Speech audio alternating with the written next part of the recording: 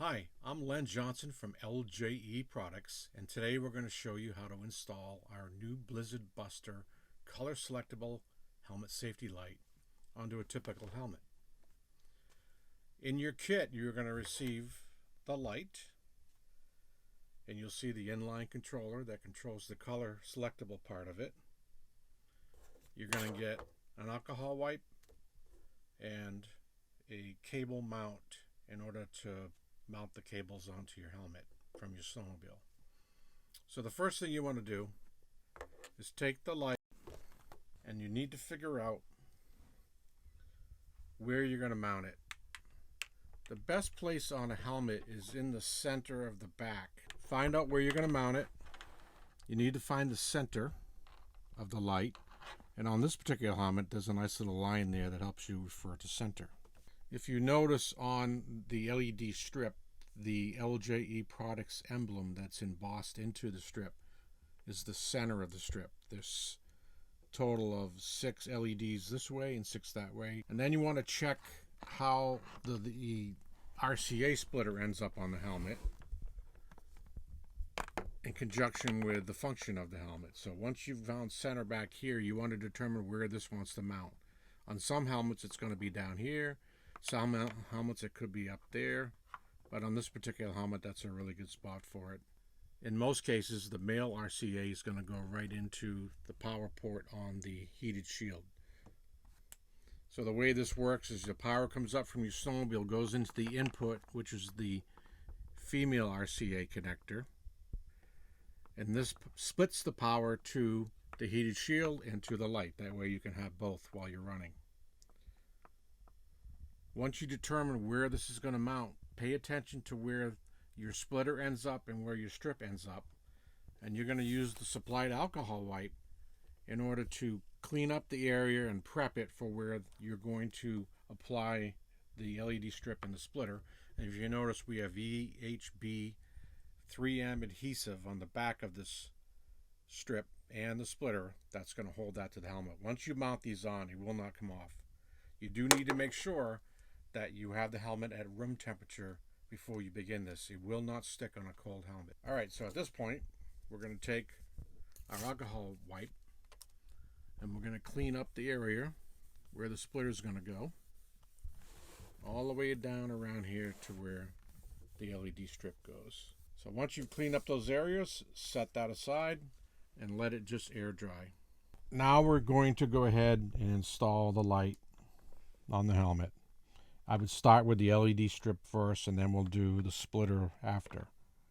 I just place the helmet down on my legs, line up where I want it, and you've got a little bit of an area here that you can move this around, but again, try to keep it centered in the helmet. On some helmets it'll be down. It even might be in this area. It depends on how the helmet is shaped, and this design that we have works with about 97% of the helmets that are on the market. So I'm going to go ahead and peel the release liner. So again, line everything up. Make sure it's nice and level as you press it across the helmet. Just gently put it on. If you mess up, you can pull it right back off, put it back on, because the release liner has not set up yet.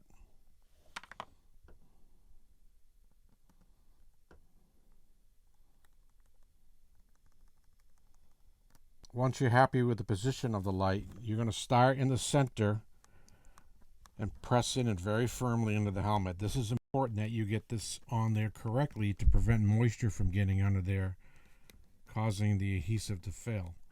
And then as you come around, you want to make sure you get the entire edge down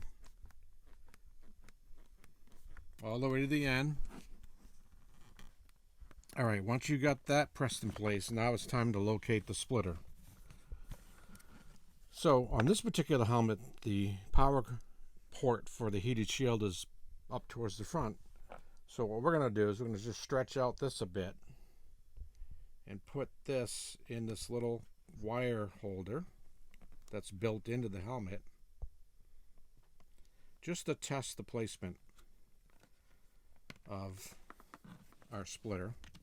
Make sure it reaches, and we're going to just lift it open and make sure it functions properly. It's looking pretty good. So with that being said, I'm going to pull the release liner on the splitter. Now the splitter, you want to orientate the female RCA port towards the back of the helmet so that when you plug in the power cord, it comes up around here and goes in. And then firmly press this down onto the helmet. The RCA splitter that we designed for this, for all these helmets, has a contoured back, so it'll lay on that rounded kind of surface here really easily. And again, you just look for air gaps on the edges of the 3M adhesive, and you push hard enough to eliminate those air gaps. At this point on this helmet, we're going to check the function. And this is not a module helmet, but there are many module helmets on the market that this will work on. Your helmet usually comes with a 2-piece power cord. One will be a short one and one will be the long one. It's the short one that you attach to the helmet. You simply plug it into here and you take the wire cable support that we give you in the kit and you place it on here to hold everything in place. You're going to check the fitment first before you peel and stick it.